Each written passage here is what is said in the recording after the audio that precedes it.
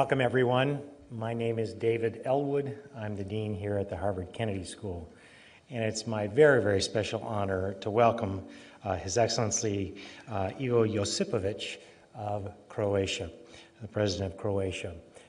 It's also a remarkable testament, I think, to his leadership and to the excitement that on a cold Friday afternoon, we have filled the forum about as full as it gets. So thank you to all of you for being here and joining us. It's a great honor, Your Excellency, to have you here at Harvard. And before I do introduce further our special guest, I do want to thank the Koklic Program of Southeastern and Central Europe, the Institute of Politics, and the Luksic Fellowships of Croatia for being co-sponsors of this event, and for so many extraordinary activities here and well beyond.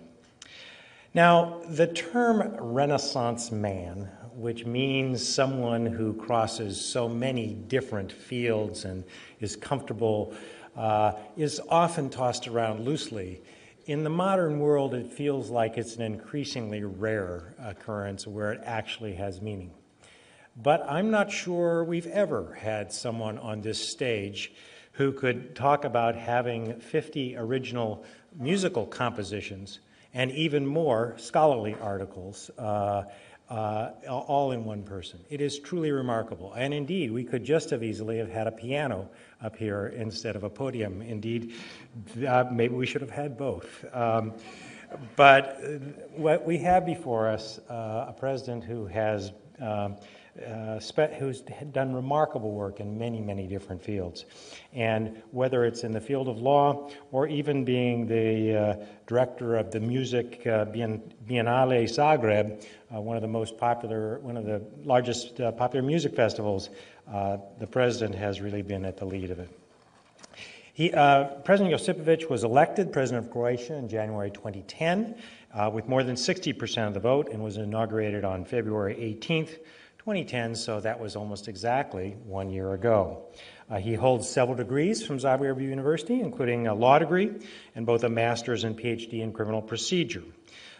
He started his political career in 1980 as a member of what ultimately became the Social Democratic Party, and after actually authoring the first statute of the SDP, he left politics to focus on the dual careers of law and music. As I say, not a common pattern to be a rising star in politics and then move to music and so on. He also holds a degree in composition from Zagreb Music University. He founded the Croatian Law Center. He's taught at the University of Zagreb. He's even been a researcher at universities including the Max Planck Institute, a place called Yale, and represented Croatia before the International Court of Justice and the International Criminal Tribunal for the former Yugoslavia. He's an award-winning chamber music composer and the like. So it is indeed quite remarkable that this man also then returned to politics in 2003 as an independent member of parliament. Even more remarkable was that he was nominated to become the president of the party in July of 2009 and ultimately succeeded. He is known for he's like all famous world leaders, very calm and mild-mannered, never getting overly excited, never screaming. And in this regard, it has stood him quite well. But he's also had a remarkable, his calm and thoughtful and very oriented towards justice orientation has stood him well, seemingly in Croatia, but across the world as Croatia moves to becoming much more engaged in NATO and the UN Council of Europe and the EU. His so-called peace tour in April in Bosnia was, of course, highly controversial in his country, and he delivered a quite unprecedented apology for the various of Croatia's wartime activities. Not surprisingly, this created a substantial frustration and anger by some in Croatia. And in the words of the president, I've touched on areas of policy that were before untouchable. I am not afraid of comments about my actions. It's part and parcel of being president. Strong messages provoke strong reactions. And so both in words and deeds, he has been quite an extraordinary leader, indeed quite a Renaissance man. He's worked very hard to normalize relations with neighboring countries, particularly Bosnia-Herzegovina, Serbia, Montenegro, and Slovenia. He's also worked to strengthen ties with non-European nations as well as the European Union, particularly the US, China, India, and countries of Latin America. And he's working hard to ensure the rights of national minorities protected. His framework for new justice also calls for social and legal structure to address deep injustices. And finally, he's been very focused on issues of governance and corruption. So it is indeed a great honor to welcome a wonderful composer, a remarkable scholar, and a magnificent president, President Ivo Josipovic.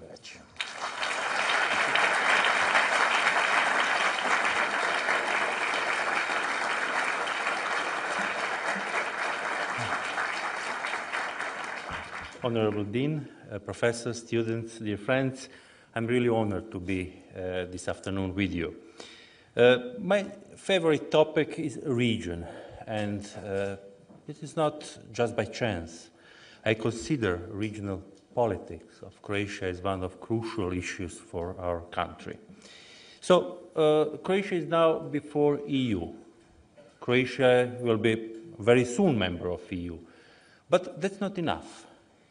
Our region policy is part of our efforts to be member of EU. Why? Because good relations with neighbors, namely Serbia, Bosnia and Herzegovina, and Montenegro, is part of our security, is part of our economical possibilities, and part of human efforts to make good relations between peoples, individuals, and nations in general.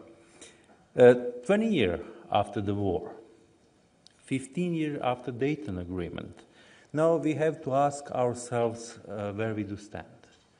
Are we in the status of frozen conflict, or we have strength to push our countries toward new relations, open relations for friendship, for cooperation, and for common European future? One of the most important things for a regional approach is to be aware that Europe is not complete without all South European countries. If you have the map in your mind, then you will see that without Croatia, without Bosnia and Herzegovina, without Montenegro, without Albania, without Kosovo, without Serbia, the map is not complete.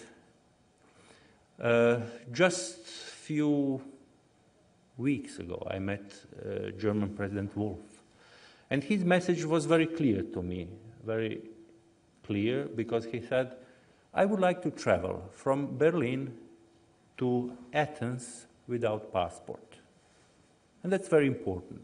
This is common space defined by common history, by common cultural, by common heritage. So, what is the Croatian policy? Croatia is obviously the first of countries in the region to be member of EU. It's, from one point of view, a good status for Croatia. And for the other, we have to be aware that we have to help our neighbors to make the same. For a reason I was speaking before.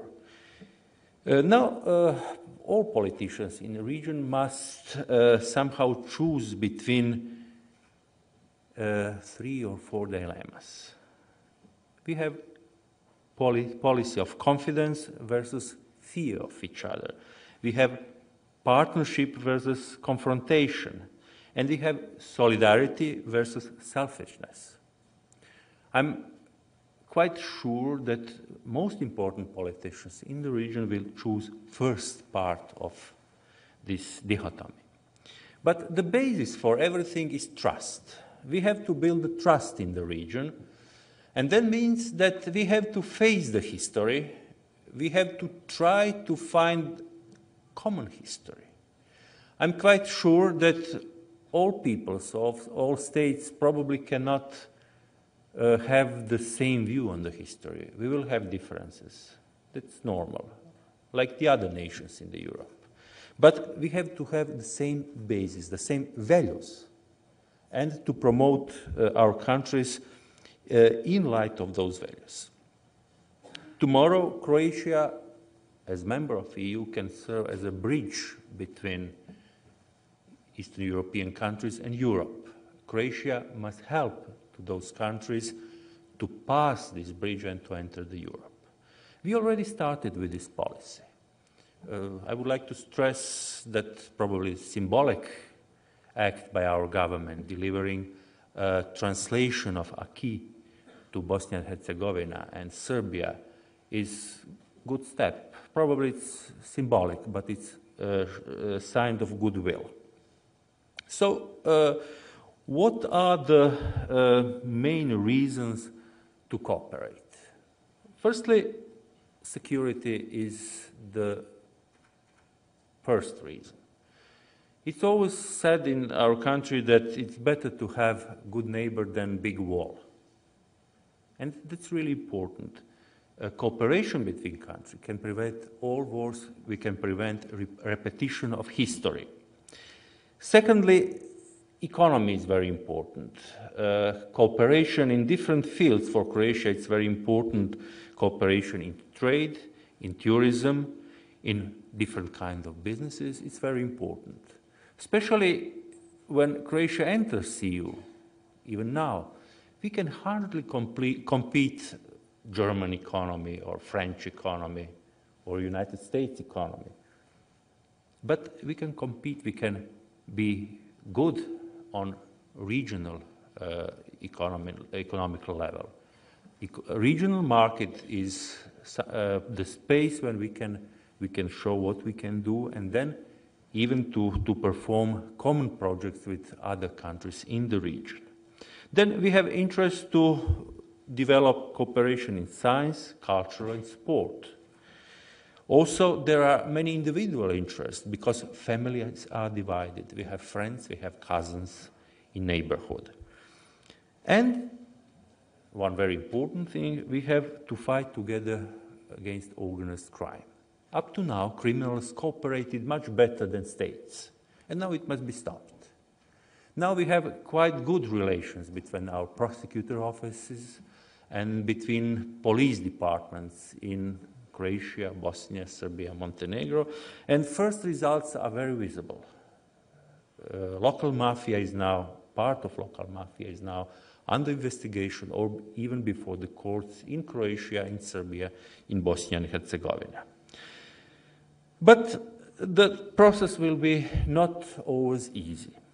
Unfortunately, hard history has consequences. And there are many obstacles on this way.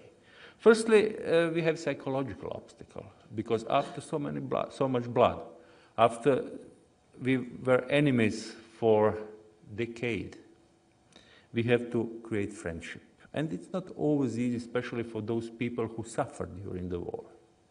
But we have to be stronger than bad emotions.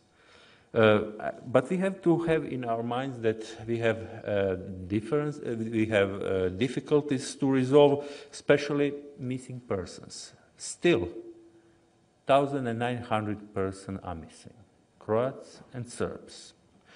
Also, part of stolen cultural heritage is not yet given back to Croatia. Then we have problem of war criminals. We have to admit that not only the others performed war crimes. We have war criminals also among us, and we have to have the same criteria to judge war crimes. Then we have very important problem of refugees. We had really many refugees. People from Croatia went to Serbia. People from Bosnia and Herzegovina were expelled from Posavina, it's northern part of Bosnia and Herzegovina, to Croatia. People from Vojvodina, that's part of Serbia, was expelled to Croatia. And so all combinations are fulfilled. And now all governments are decisive to enable everyone who is willing to come back to their homes.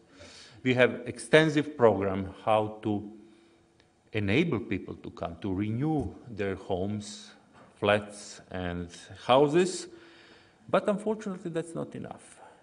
People cannot live from flats and houses. We have to create jobs as well. Unfortunately, especially in northern Dalmatia, the part of my country from where many Serbs went to Serbia, it's completely destroyed and there is no industry anymore there. So it's not enough to build the houses, we have to be industry, we have to find job for these people.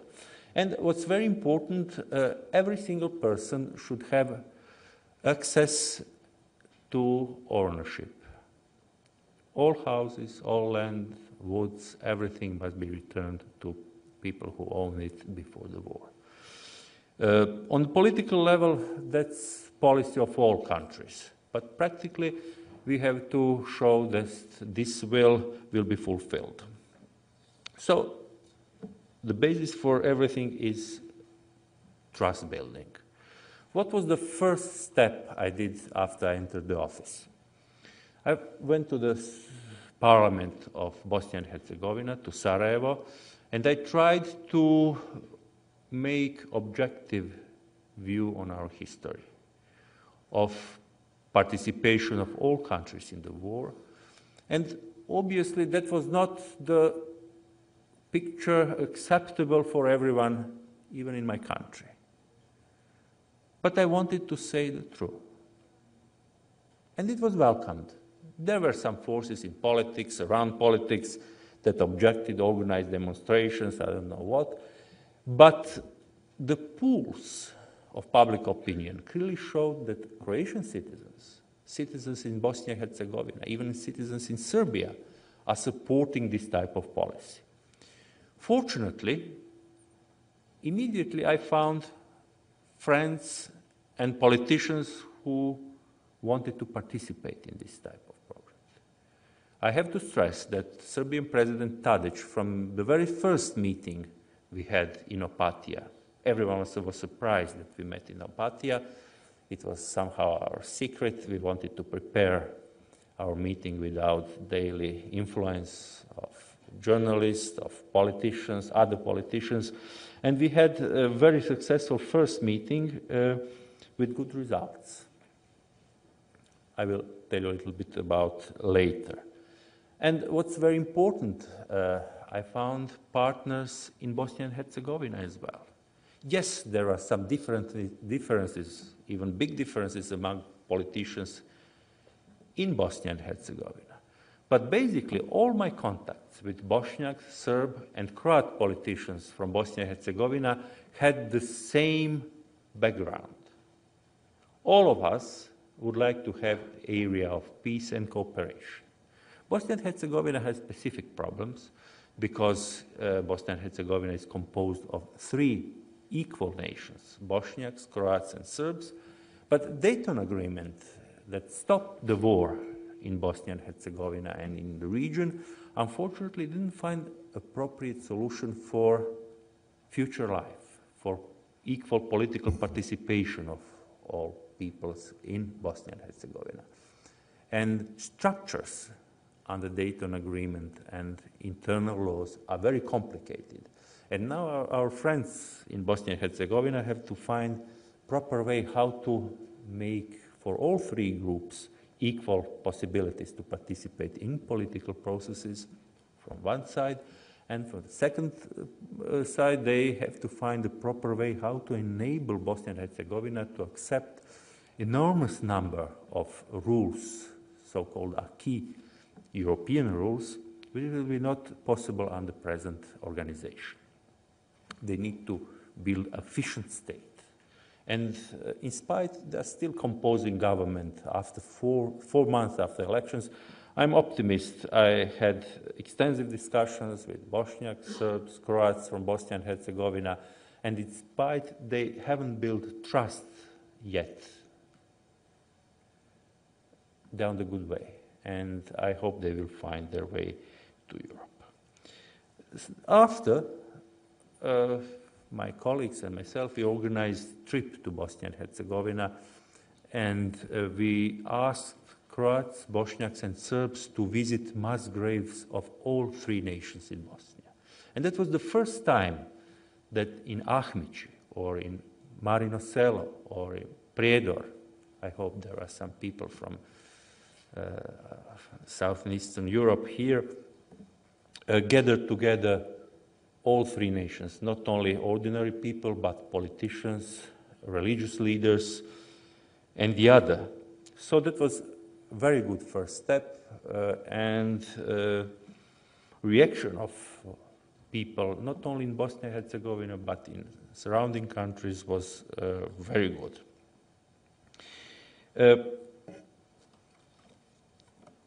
The most important thing to build trust is the same approach to war crimes. Yes, we have ICTY. The ICTY is International Court established in 1993 in The Hague. It's international court that is now going to finish its mandate in 2 or 3 years. And in spite quite important criticism against its work, I have to stress that the legacy of the ICTY is, generally speaking, positive. Unfortunately, we can address many criticisms to different decisions or choice of indictees there. But generally speaking, the ICTY introduced some sense of justice. The ICTY introduced and helped the permanent court under Rome Statute, and helped countries in the region to accept very important legal principles and to change our judiciaries.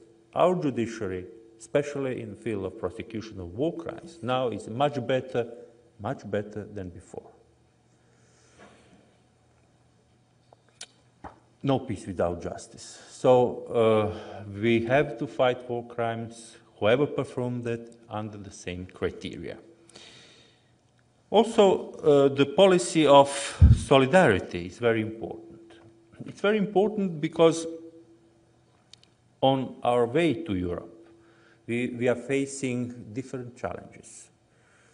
Borders, as example. Croatia had important problem with our friends and neighbors, Slovenia. We have border problems with all countries. If you have the map in your minds, we have problem on the Adriatic Sea with Slovenia, with Bosnia and Herzegovina, and with Montenegro. Not so big, but territory is always a very sensitive issue. We have problem with Serbia on the Danube, and one small problem on the north with Bosnia and Herzegovina as well. It's not easy to make compromise, but I hope that even in part of those cases we are going to negotiate and we are going to find a proper solution. But if not, our relations must be resolved by international justice or some kind of arbitration as agreed with Slovenia. So I consider that our philosophy of solidarity to help the other countries to fulfill requirements to EU is very important, and Croatia will never, I have to stress this, Croatia will never blackmail our neighbors when they will approaching EU by different bilateral problems. So I was told that 20 minutes is enough. So it's very important to warn professors that they have 20 minutes because they tend to speak much longer. I'll address just a few words about Croatian position towards EU. Now we have to close 6 more chapters. Chapters mean different areas of life and their adaptation to European norms. The biggest issue are judiciary, because unfortunately during transition we partly destroyed our judiciary. It was not brilliant. Just a few years ago, we had, here this number, 2 million of unresolved cases. They were very impressed at law school here in Harvard. Now the situation is much better. We performed many reforms, and now the number of unresolved cases is acceptable. Unfortunately, we have too many long-lasting cases, and we have to increase power of our judiciary and independence to make it able to be very quick, efficient, and capable to resolve the case under high criteria, not only by our legal system, but internationally accepted criteria. The other problem is economy. Economy is a problem because, unfortunately, Croatia not only had socialist type of economy 20 years ago, but our economy was more or less destroyed during the war. Not only by military means, but also by the fact that we didn't adapt our economy to modern technologies and the requirement of modern market. The biggest problem is placed to shipyards. So we have people that knows how to make ships. Our ships are very famous, but the subsidies are against European rules. That means when we cut subsidies, shipyards will be killed, definitely. The only alternative is to find foreign investor. And now our government is trying to resolve the problem of shipyards by announcing possibilities, trying foreign investors.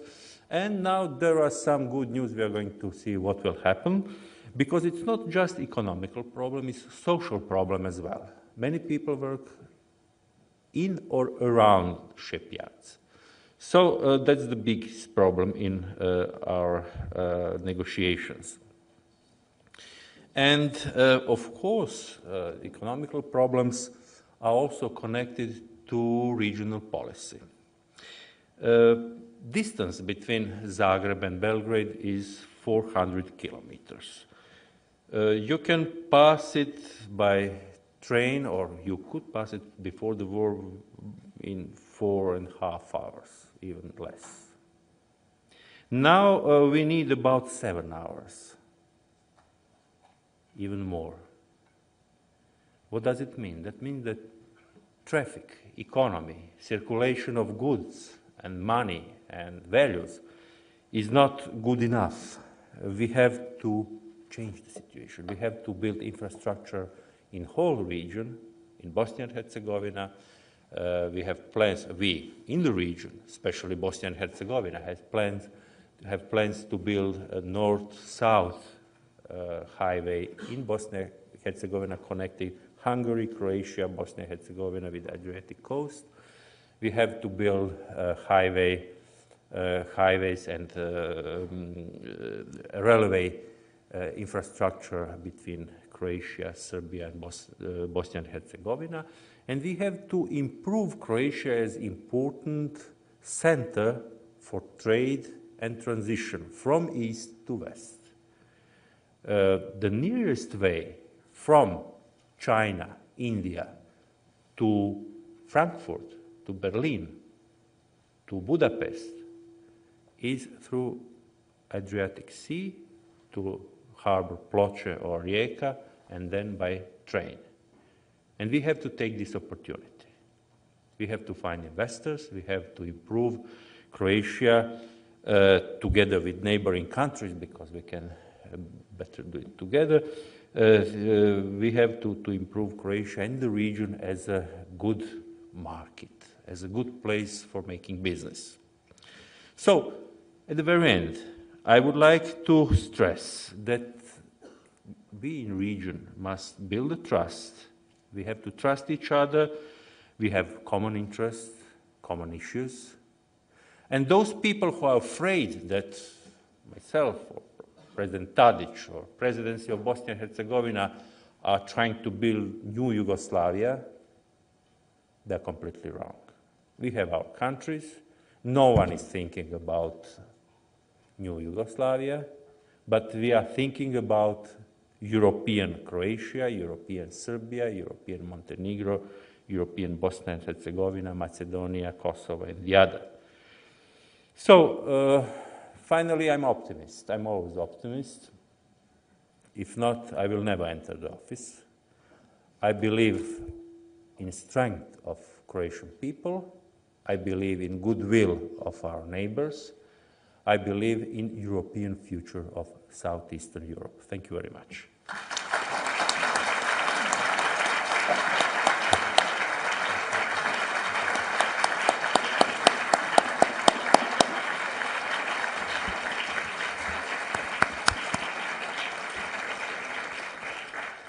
Thank you very much, Mr. President. And indeed, if you tell a professor to speak for 20 minutes, you can usually count on 40.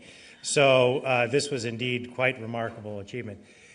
We now have time to take questions from the audience. There are microphones located here, right up over here, another one here, and one here. And let me just remind you what a good question at the Kennedy School involves. First of all, we ask that you identify yourself. Second, it is short and contains just one thought. And finally, it ends with a question mark. And so with that, let me start right over here. We'll take this question right here. Thank you, Mr. President, for visiting us here. I'm John Soylu. I'm a freshman from Turkey at college. You talked about the European integration and the peace in the Balkans in general. How does Kosovo figure in those plans, and how do you think that will affect this process? You know that Kosovo is a newborn country. Previously it was part of Yugoslavia and then later part of Serbia. Now it's an independent country recognized by many countries, not all. There is problem with Serbia. Serbia is not recognizing Kosovo, and this area is very shaky. Croatia recognized Kosovo, and in the same time, which looks very hard task, we are building good relations with Serbia. Our policy is that friendship towards one country is not burden on friendship with the other country. So up to now we are balancing, I think, quite good. We would like to be friends with Kosovo, we would like to be friends with Serbia. Yes, obviously Kosovo will have a European future as well. That is not near future, definitely. Not because European Union, after recognizing, not all countries of EU recognize Kosovo, that's not only problem of recognition, but it's problem of high standards. European Union has higher and higher standards. Now Croatia is facing much higher standards than Bulgaria, Romania, Hungary, or Poland several years ago. Because European Union is a society, club, with strict rules, and those rules are more demanding than before. So Croatia needed 10 years, some other countries a little bit less, but this period is at least 10 or 15 years is needed for new membership. Thank you. Next question is right up here. Mr. President, good evening. My name is Pietro Rabassi. I'm an MPA candidate here at the Kennedy School. First of all, I'd like to thank you for your words in this occasion and previously of apology and recognition of the past, which is a major force in the region for stabilization. And being half Greek and half Italian, I know how hard it was back 15 years ago. So thank you very much for that. And my question relates about the future, concerns the future of Croatia in economic terms. Once you join the EU, have you made any plans on how to make Croatia strong economically in the region vis-à-vis the neighbors and the whole EU? You've spoken about the shipping industry, but you may also know that there are competitors in the EU, such as Italy, Greece, and others. And you've spoken about also transition of goods coming from the Far East to the other countries in the EU. So are those only the sectors that you are targeting, or some others are as well? Thank you very much. Thank you. Thank you. Obviously, different countries develop different priorities. So mentioning tourism or agriculture or shipyards, I would not like to forget the other areas. But if we rethink in which area Croatia can be the best champion, or one of the best, definitely it's tourism, it's agriculture, it's probably ecology, and different type of cooperation in different industrial areas, high technologies and something like this. There is also one unpopular industry, it's military industry. We had some results in the past. Especially Croatians are champions in demining. And this is one of very important areas. Unfortunately, humanity is keeping to perform wars all around the world. And this type of industry is also very important. Thank you. Right over here. Hi, thank you very much, Mr. President, for the fantastic address. My name is David Saxton. I'm a freshman at the college. My parents recently took a trip to Croatia. It was a tourism trip, and they had an amazing time. And I was kind of wondering how you felt the future of the tourism industry in Croatia might be, how you think it might develop in the next few years, and how you think you might make Croatia a more attractive tourist destination. Thank you very much. Experience of your parents, I think, gives answer. That's the area we can be champions. The problem in Croatian tourism is that our touristical season in most of Adriatic areas lasts just for 2 months. So we have to develop different activities, different possibilities for tourists, and to make our season longer. That's very important. Then we have to invest more, obviously.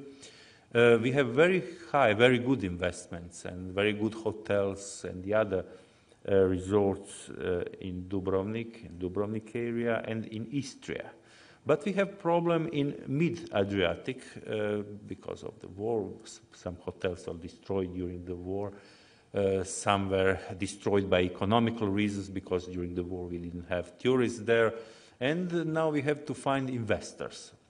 Just in a month and a half, at the beginning of April, there will be investors conference organized by United States, and I'm a sponsor of it. And it will be a regional conference with participation of hundreds of American investors. And that's a good opportunity to offer even tourism as possible field of investments for not only Americans, that will be for Americans, but for the other as well. So I'm very optimistic concerning tourism because probably your parents will tell you our sea is crystal blue. It's clean. And my wife is not listening. We have beautiful girls.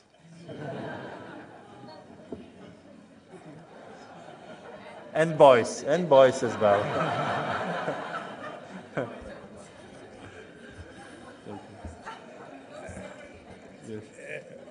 Mr. President, let me take the privilege, since as a moderator, to ask you a question somewhat unrelated to Croatia, but certainly very much in the news. We've seen remarkable events in Tunisia and Egypt and so forth. In some ways, they do harken back to almost a generation ago when Eastern Europe went through really quite dramatic transitions. And I guess I'd be interested in your thoughts more generally, but in specifics, as these nations try and build a new democratic existence and so forth, are there lessons from the experience in Croatia or Eastern Europe more broadly that they might learn from and skip some of the more painful steps that so often nations have to go through? The most important message from not only Croatian story, but let's say, call it now Yugoslav story, is avoid the war. the war is the worst thing you can have. So any violence, wars, riots, and everything, including blood, violence, violation of human rights, is the worst choice. That's the worst choice. Situation in Croatia was a little bit different. We had peaceful democratic transition from so-called communism to democratic organization of the state and political life, but we had external input by aggression, and that was our main problem.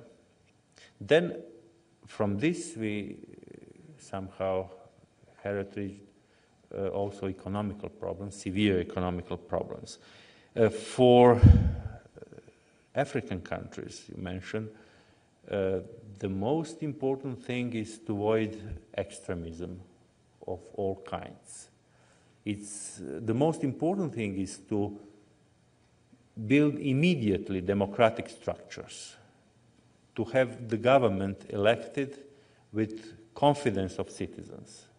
That's the most important. And I hope they will gain this goal.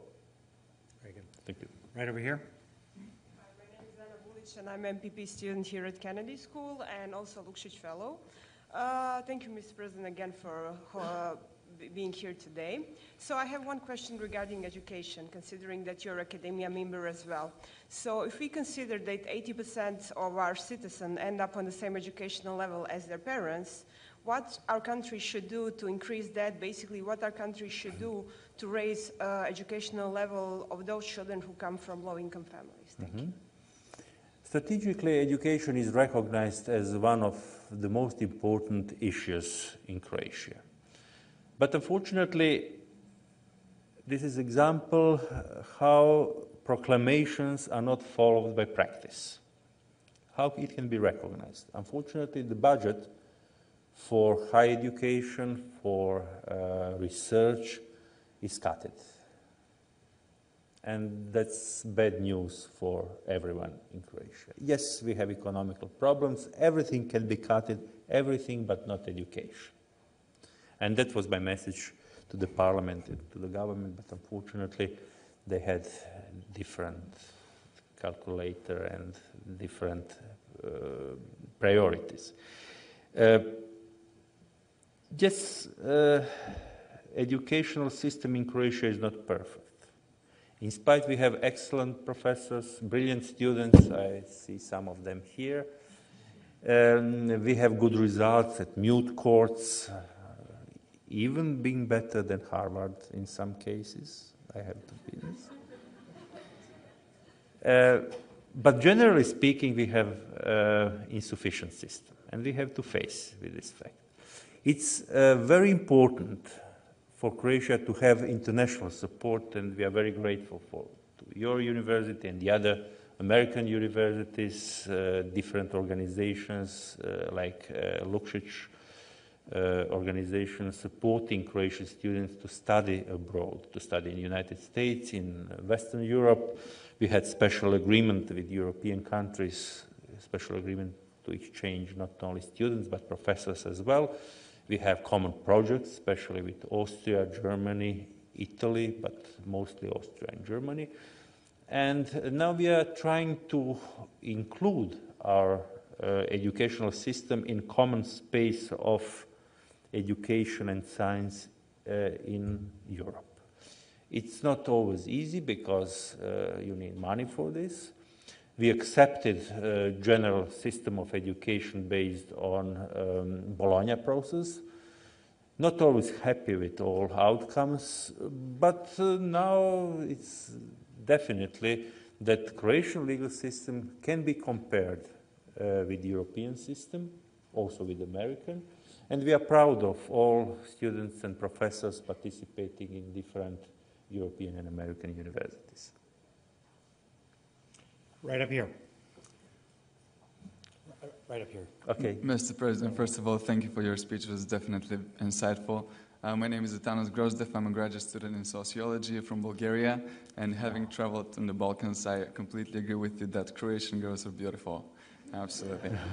But my question is about a specific cross-border civil society initiative, which actually has been supported by more than 950, I think, NGOs in Serbia, Croatia, Bosnia and Herzegovina, and that's namely the Regional Commission for Establishing the Facts about War Crimes on the territory of former Yugoslavia, whose goal is to respect and recognize all victims.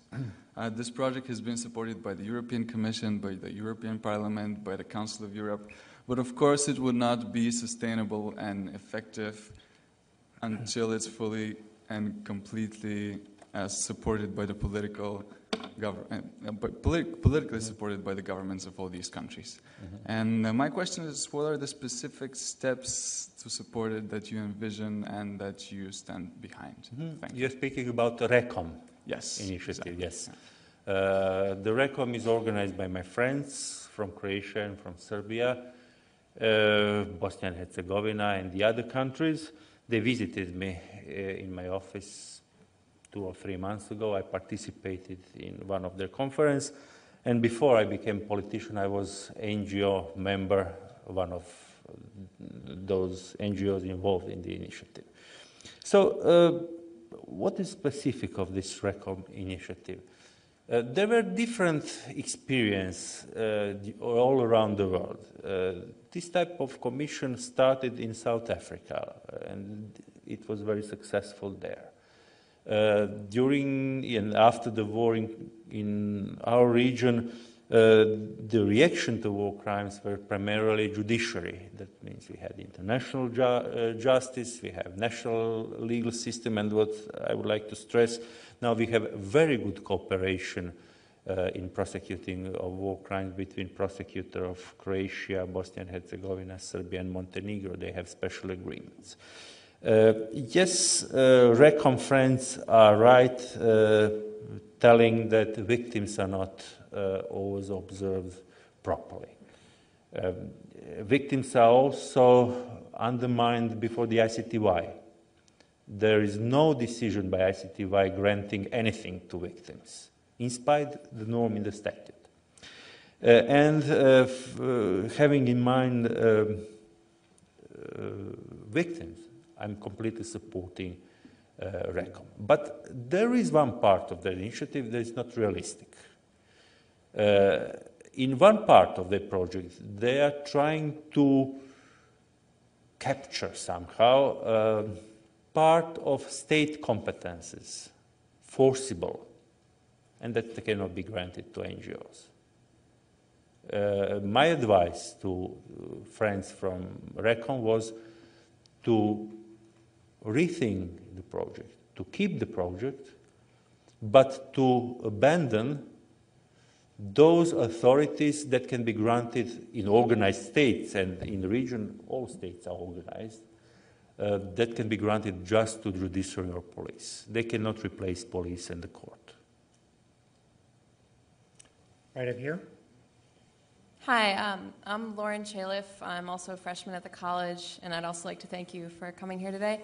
My question is, what do you think is the current state of religious tension in Croatia and the Balkans, and what evidence do we have that it's improving, that it's been improving over the last couple decades? I didn't catch it. What is the state of religious? Concerning Croatia, Croatia constitutionally is pronounced as a state of religion freedoms. Dominantly, Croatia is a Catholic country.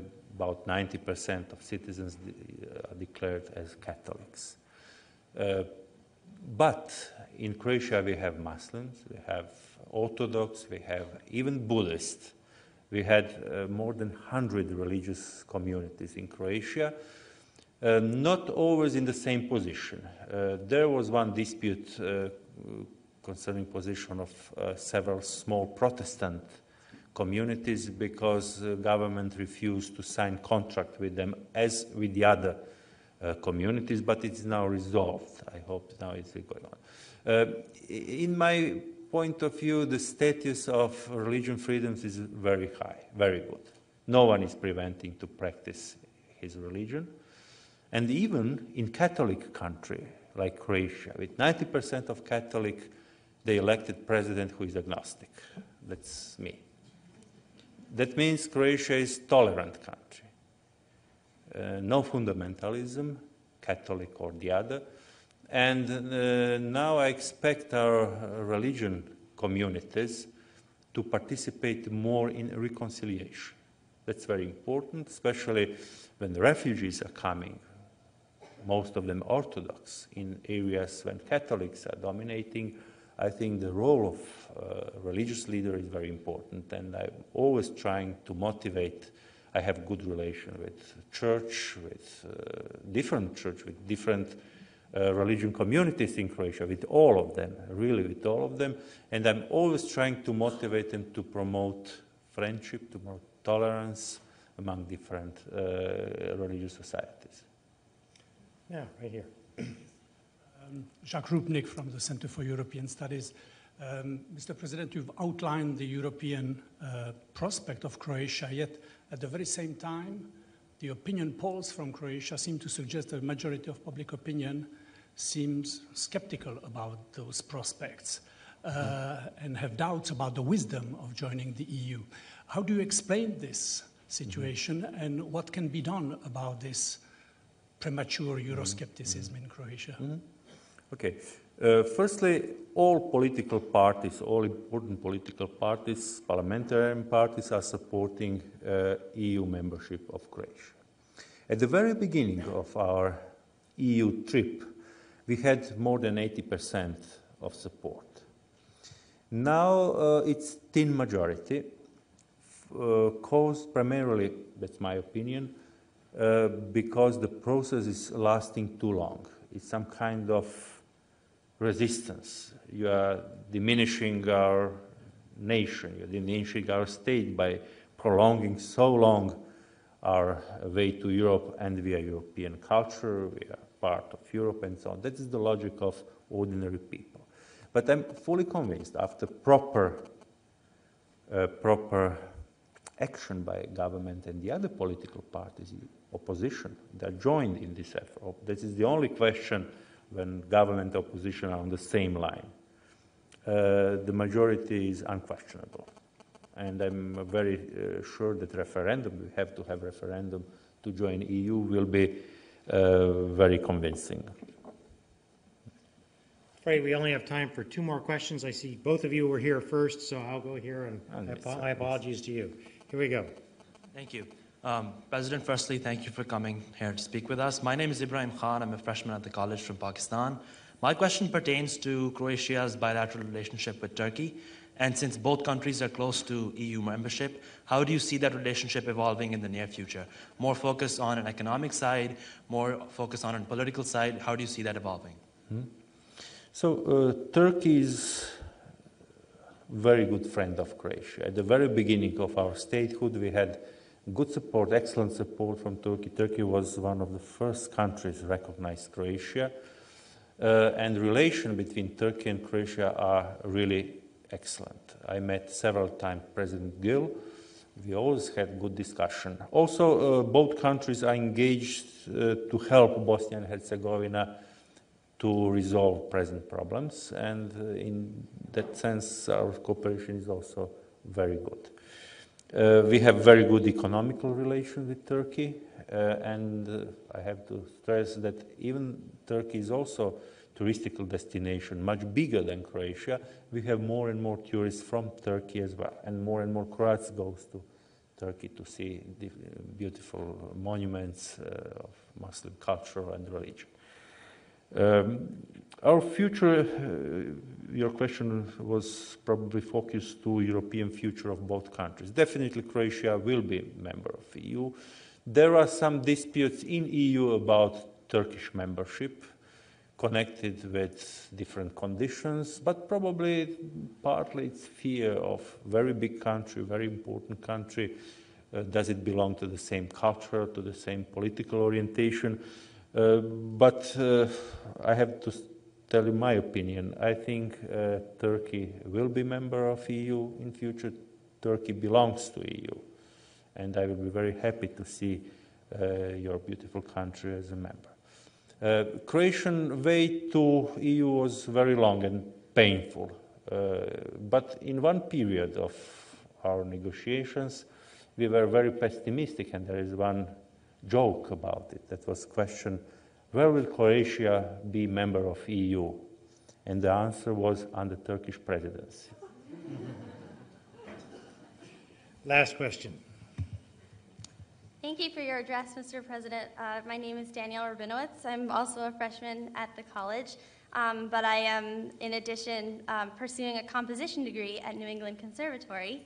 My question is slightly outside the scope of anything political, but I was wondering how you managed to balance both your, your political career and your career as a composer, and in addition, how you're committed to enriching the arts in Croatia.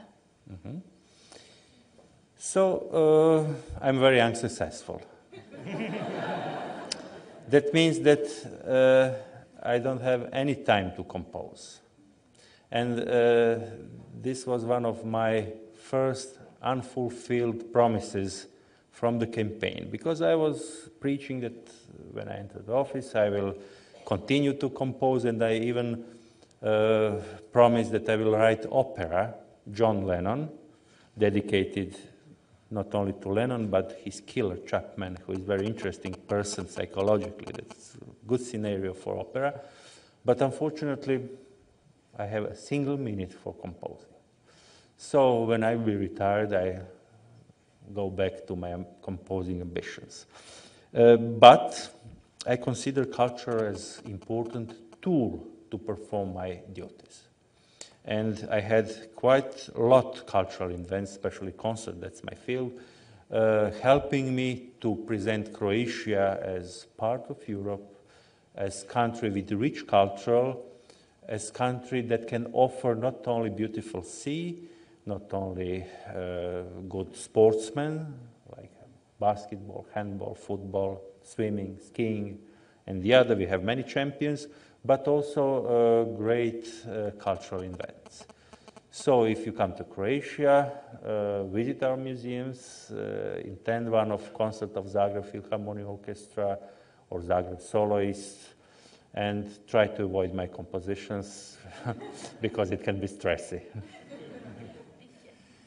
Thank you, Mr. President. Now, I wanted to give you a chance to offer any last thoughts, but also in the audience are a fair number of people, you've heard a number of them, who would aspire to making a difference for their country or their world, would like to be leaders perhaps in your image or in others. And I wonder whether you have any words of advice or wisdom for them as they move forward with their lives and careers. Thank you very much. So that was a great occasion for me to give you some thoughts, to speak with you, to tell you how I consider politics, Croatian, our European future. Of course, you are coming from different countries, from different cultures, from different political regimes, from different societies. But I think that all humanity, nevertheless, if you live in Croatia, Russia, United States, Pakistan, Japan, Australia, I think that we share basic common values. And it's very important to recognize these basic values and never forget them. During the war in Croatia, most of people had in their minds main values. And that is the reason we can reconciliate now. Those values are the same in north, east, west, south. And the most important thing is to be human being, to believe in moral basis of humanity, and to follow your heart. Not to be corrupted by power, by money, by different perspectives of different posts. And if you want to be a politician, if you want to be a high politician, highly placed politician, I think that you have to have in your mind always that you should be not occupying the office. Not just this. You must be leader. You must have vision, and you must follow the vision. And then people will say, yes, he's a good politician, he's going to make something, and even those people who are not supporting you will estimate you. And that's important. Many people, many politicians of goodwill failed. Different circumstances, different economical situation, political surrounding, but all of them who followed moral laws, who followed goodwill, who was always capable to give the hand, to understand the other, they're remembered as good politicians. And I hope you are young enough to share idealistic approach to politics. Thank you. Mr. President, thank you very much.